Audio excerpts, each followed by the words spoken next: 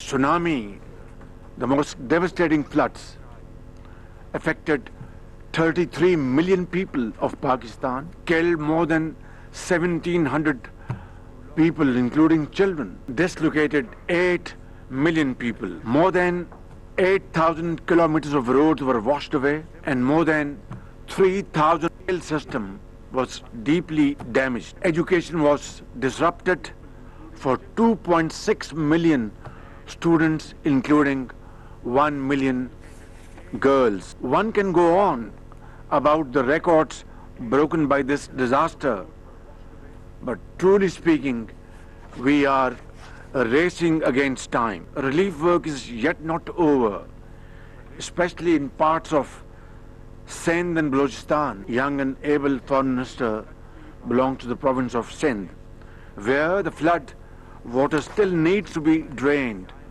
to reclaim the agricultural land, to grow food, to build homes, reconstruct infrastructure, and rehabilitate institutions and services. You will appreciate that we need to give 33 million people who are deeply affected by the floods. Today's convening is an attempt to give my people another chance at getting back on their feet.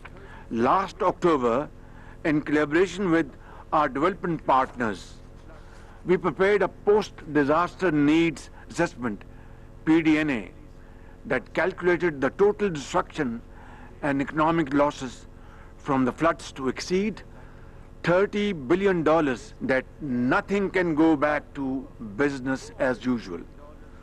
Tough choices will continue to be made, and I'm painfully aware that a taxonomy of harder and harsher reforms will make lives in the Pakistani streets and villages harsher than ever before. But the scale of the resource gap for funding crisis recovery is so wide that it has redefined how we think about resilience.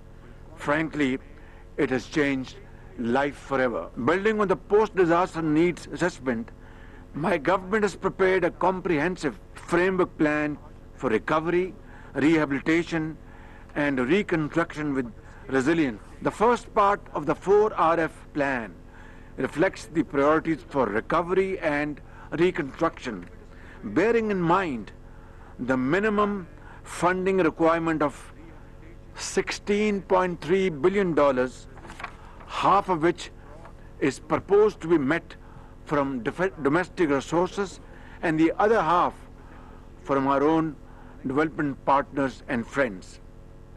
The second part of the framework plan incorporates flood resilience in the design and infrastructure projects, such as protecting key highways, the main railway line network, as well as an early warning system and capacity building for rescue and relief in future disasters.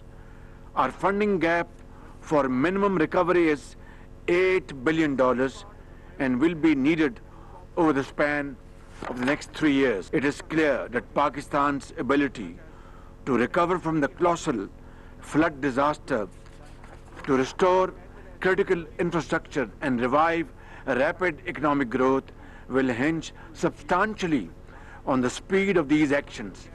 And the most important link in this chain will be financial resourcing. If that gap continues to obstruct our recovery and minimum resilience needs, the results may be too catastrophic to imagine. I am asking for your support for those who have lost their life savings, their homes and livelihoods, those who are sitting under blue sky, facing the harshest of winters and looking forward to your help and support from mankind. I am asking for a sustained international support plan to meet this daunting challenge. I am asking for a new lifeline for people who need to power our economy and re-enter the 21st century with a future that is protected for such extreme risks to human security. Together, we have to rebuild their lives and their dream.